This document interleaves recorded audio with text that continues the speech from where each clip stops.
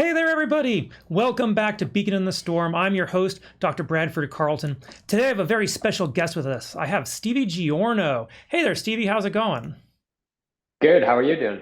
It is a beautiful sunny day in Las Vegas. How about yourself?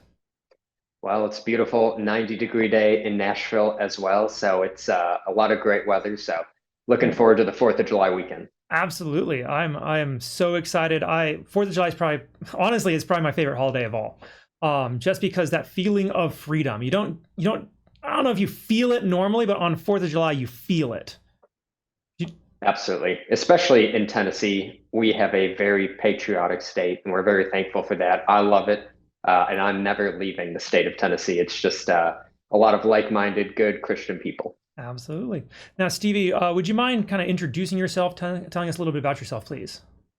Absolutely. My name is Stevie Giorno, like you had said. Currently, I have the privilege of serving as the Tennessee Young Republican Chair. I oversee almost 1,000 members throughout the 95 counties of the state of Tennessee. And our primary focus is to spread the message of conservatism throughout the state of Tennessee with young people. We have a very great group of people that work very hard to make sure that the Republican Party grows every day and that our values are being spread to people who may not usually consider themselves Republican. Maybe they have a few shared values, whether that be faith or some other things. But our goal is to spread the message to them of who we are and try to get them to join us and get their friends involved. Absolutely. And as I'm aware, you were the student body president at Belmont as well. I was. I served as student body president at Belmont University from January of 2020 to January of 2021. And it was a very eventful year. Please tell us. Absolutely. Well, first and foremost, coronavirus made it very, very difficult to even be in person. You know, we had many months of being remote, doing things online, which for me specifically and for many other people, I'm sure was very challenging. It's very hard to do anything all on Zoom and on not being able to go to the store, not being able to see your friends, and it took a very big toll on just about everyone I knew. And it's very sad that it happened. But on the 4th of July in 2020, I posted that I was proud to be an American. And I thank those who had sacrificed, who came before us and passed away in service to our country for giving us freedom and liberty that our forefathers in 1776 fought for. Well, within 24 hours of posting that on my personal Instagram page, there were hundreds of signatures from fellow students trying to impeach me, saying I was celebrating a racist holiday, saying What? that yep, they said that the 4th of July was a racist holiday. And since I posted a picture of myself in front of the White House on my personal Instagram, I was contributing to what they were calling the systemic racism uh, in the United States of America, which is completely ridiculous. I also refused to endorse the Black Lives Matter organization as the cousin of a fallen Chicago police officer who was killed serving. I will never endorse an anti-police group. I believe that the police are good and they protect us, and without them, we would not have a country. Uh, I refused to support that group, and so my fraternity ended up telling me if I didn't post a black square and apologize for my post and say the phrase Black Lives Matter and endorse the organization, they would do, quote, whatever it took to destroy me. Wow. For celebrating the Fourth of July. That's Yes, that's in 2020, heinous. Like it that's is. what America like that's our day of freedom. Like we were just talking about that. Like what what makes it racist? Like I don't quite understand. Like I have my lineage. I had six ancestors who were on the Mayflower, signed the Mayflower Compact. And every now and then I'll mention that, and people will come after me for being anti-Native American. I'm like, how does my heritage have anything to do with that? So like, what was the rationale if you have any idea? From what I could understand, they were very upset at what was going on. And I believe that COVID was a big cause of their frustration. And they saw someone who was very conservative. I post very often about political issues. And they saw someone who they thought they could say, hey, I think we can get this guy to have to apologize. And and take advantage of it and say he needs to apologize or else we're going to do whatever it takes to destroy him.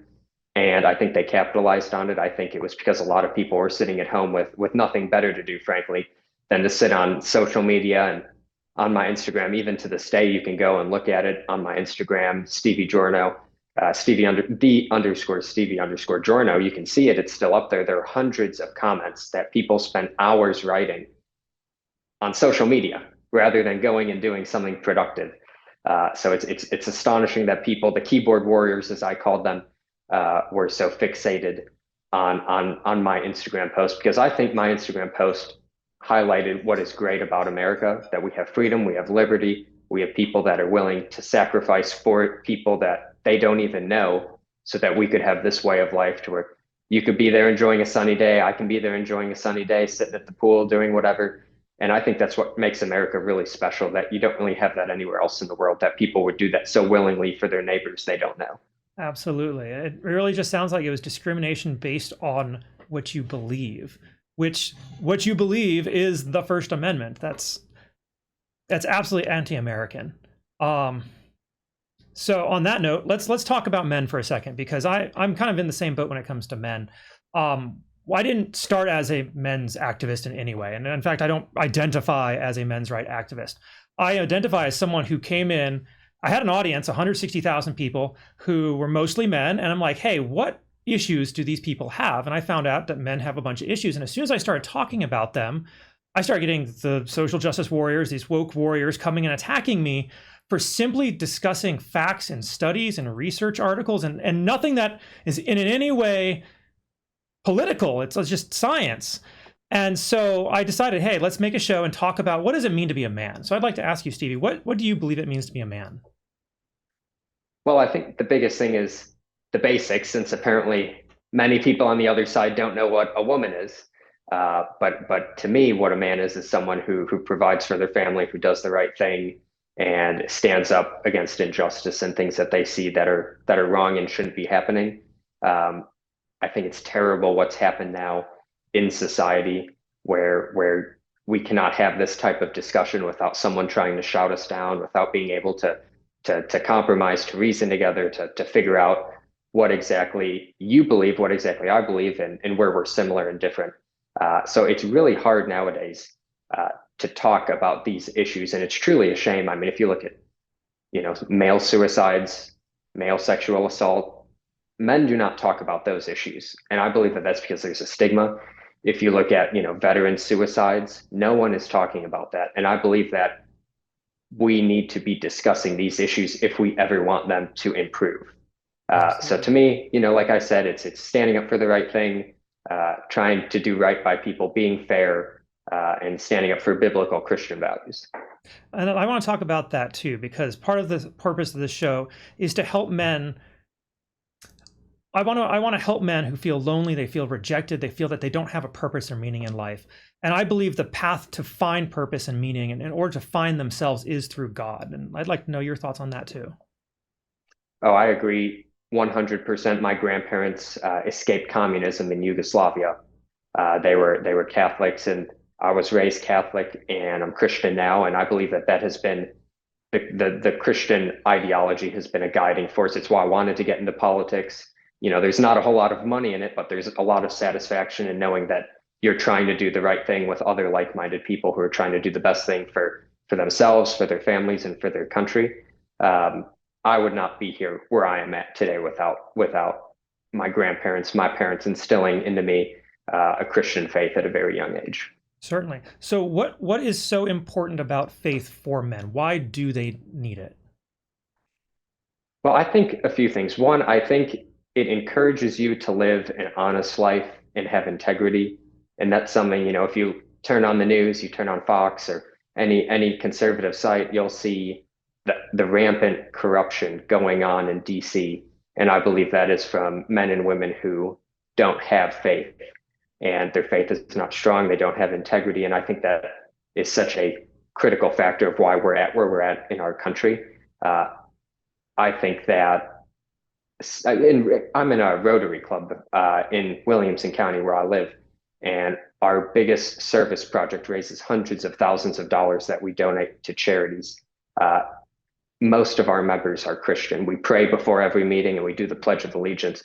And I think that it is so important to have service somehow in your life. And I think that gives you a calling, it gives you a mission, it gives you a purpose. And I think when you have those three things, it makes the harder days seem a little easier and it makes you enjoy the good days a lot more. Absolutely, 100% agree with you.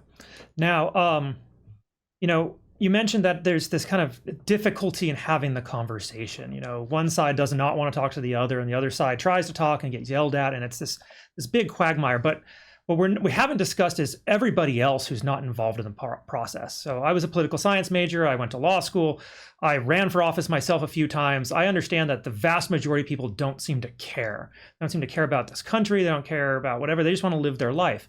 What do you think is the best way we can do in order to bring those people into the process to help them make this country a little better place? Absolutely. Well, I think it changes based on what stage you are in life. When I'm 23, so at age 23, I worry about, very different things than someone who's got a family or someone who's on the verge of retirement or someone who's just had kids. And so I believe that the easiest way to get people involved, in order to get them involved, we have to give them some very simple steps that take only a few minutes a week or a month. Just very simple things of what to look for, what to watch for, maybe what events to attend. I think that we need to make it to where it does not seem like an inconvenience to people because people are busy. They don't want to spend time on politics when they just see yelling and arguing on TV and they see their neighbors not getting along and they remember 2020 when all the riots were happening. I think people are afraid of disagreeing because they don't want to be a target. And I think that we've got to encourage people to, one, get involved and understand what's going on, and then two, stand up for what you believe in. Not saying that you cannot change your opinion, but just saying, hey, this is what I believe. Here's why. I'm open to changing my mind, but give me a good reason or two to do that. All right. So it sounds like more community development and more focus on civics. Absolutely. I think it is such a shame now that in colleges and universities throughout the country, and even in high schools and grade schools now, students are not taught how to think. They're not taught how to critically think. They're told this is what you need to think because their teachers are indoctrinating them with whatever the teachers believe. And I don't think that's right, whether it's a leftist teacher, a middle of the road teacher, or a right-leaning teacher. Teach people how to think for themselves and let them come to their own conclusions. And I think our country will get in a much better shape than it is today. All right. So you've clearly thought about these subjects a bit. So let me ask you, what do you think is the best way for people to make a positive change in their life? I believe, and this is something Jordan Peterson says, I love watching his videos, just starting at home with the basics, getting your life in order before you try to tell other people how to get theirs in order, I think is huge. I think it's whether it's setting a goal for yourself, whether it's physical or mental or emotionally, finding ways to improve yourself, because if you improve yourself, you'll improve the people that you surround yourself with. And I believe a huge part of that is being around the right people. I've always been very fortunate that my parents and grandparents were always very supportive. My friends were always very supportive of what I wanted to do. And I had some fantastic mentors at a perfect time. And it was just the perfect combination of things working out, thanks to God. And so I believe it's critical that people surround themselves with those who want the best for them and encourage them and push them to be better. All right. So how do we do that? Nowadays, we had the pandemic, everybody was trapped, but a good number of people kind of are stuck in that mindset of, I don't really want to go out. I don't really want to engage. How do we encourage them? We don't want to shame them, right? But how do we get people to be citizens again? How do we get them to go out? Well, I think a big part of it is you just need, whether it is yourself or other people, you need to find someone who's going to go make that extra length. And I know it's hard to do. It's easy to talk about, but someone who, if you know someone, just reaching out with a text or giving them a phone call or anything like that, just some very simple things that it would take maybe 5-10 minutes. I believe also another extremely important thing is you got to have some discipline. You have to have some ambition to do what you're setting out to do to accomplish your goal. You can take a horse to water, but you can't make it drink it. And so whether it's you or your friend or someone, you have to encourage them and push them, but they have to want it for themselves. They have to want to be more involved and they have to live in a better country. I believe another massive part of this problem is caused by social media. People see what everyone else is posting and they want to compare themselves. So maybe deleting Instagram, Facebook, Twitter would be a really good start. How would they talk to each other then? Well, I guess they'll have to meet each other in person and Oh, do it how, our parents and grandparents did. Who would have thought of that? right. Okay. I want to talk about conservatism for a second. So I don't tell too many people this, but apparently I'm going to announce it here. But years ago, I was sitting down with the executive director of the Democratic Party in the county that I lived in because I was looking to run for office, and it was a purely Democratic county. I wasn't able to run for anything else. And so I sat down with him, and he told me, quote, that there is no room in the Democratic Party for a white male. Mm. And so it boggled my mind because the Democrats say that they're the side of equality, that they have all the minorities on their side, but yet it's clearly discriminatory. So why is conservatism better for men? Well, I think for a few reasons. One, I think, and if you look at what the Supreme Court has done in the past few days, removing a large portion of affirmative action, saying it's unconstitutional, we believe in equality of opportunity, where the other side believes equality of outcome. And it's so important that we get this message out because we need to ensure that the people who are most qualified are the people doing what we need them to be doing, rather than just going with a certain ethnic group or a certain gender or anything like that. I think it's wrong and it's anti-American.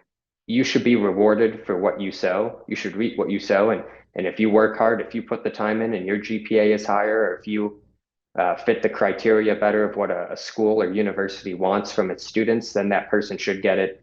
Race should not have anything to do with it. Gender should not have anything to do with it. We believe that all people were created equally by God and they should be treated equally by us. And so the liberal argument of, well, we have quotas to fill and this and that, I just think it's un-American. It's not Christian to single out groups of people, whether you're trying to help them or hurt them. I think at the end of the day, all it does is hurt whoever you're trying to help by removing standards, where the conservative mindset is we need to promote and hire and help the people who are most qualified for whatever position you're looking for. All right, thank you. Now, what are you working on right now, Stevie? I hear there's a book in the works. There is a book coming out, I think next week or the week after, and it is going to be an account of what happened at Belmont. Fortunately, Tennessee is a very conservative state, and so we were able to create this book. It is written by my mother, Gloria Giorno, and she runs a conservative nonprofit that actually gives scholarships out to female conservative students. And so she was able to write this account of what happened to me. There's transcripts of the exact there's transcripts of the recordings that we have from the fraternity. There are text messages, there are group text messages where it shows students threatening to attack me on campus. There's even text messages from a student who worked at a fast food restaurant that I would go to by the university. And she was admitting to putting, quote, gross stuff in my sweet teas because she couldn't stand that I was a MAGA Republican, as she put it. And so that is coming out. The book is Outcast, and it'll be released in just a few weeks. And it'll be one of the first books. I haven't been able to see any other books where it is a firsthand account of how the radical left tries to come after students and gives the entire blueprint of what they'll do. They'll start on social media. They'll text you. They'll talk to your friends. They'll try to threaten and blackmail you. And at the end, they'll start taking action if you do not comply with what they demand. And all of that is in the book. And as far as I know, there's nothing else written like it in such exhaustive detail. Now, you said the word action, but it sounds more like criminal action. It was. And unfortunately, when we had reported her activity, unfortunately, Nashville police was not able to investigate because they're understaffed. That's a shame. All right. It is. Stevie, do you have anything else you want to share with us today? No, other than thank you for everything you're doing. I know it's not very easy to be talking about these things. I know you probably get a lot of negative comments, but for every negative comment. I firmly believe that there are many of us who support what you're doing, and I think it's really important that we talk about these issues, because without people like you doing it, then all we'll hear is from the other side, and unfortunately, they won't tell people what you tell people, and they won't give the stats that are there that we need to be seeing. So thank you for all that you're doing, and I appreciate you having me on. Absolutely. I appreciate you saying that. And I genuinely appreciate you taking the time coming on and speaking with us today and sharing your thoughts, sharing your journey with us. All right. Well, in that case, I'm going to thank you. And for everybody else, I'm going to tell you, keep looking for the light in the tempest. God will show you the way.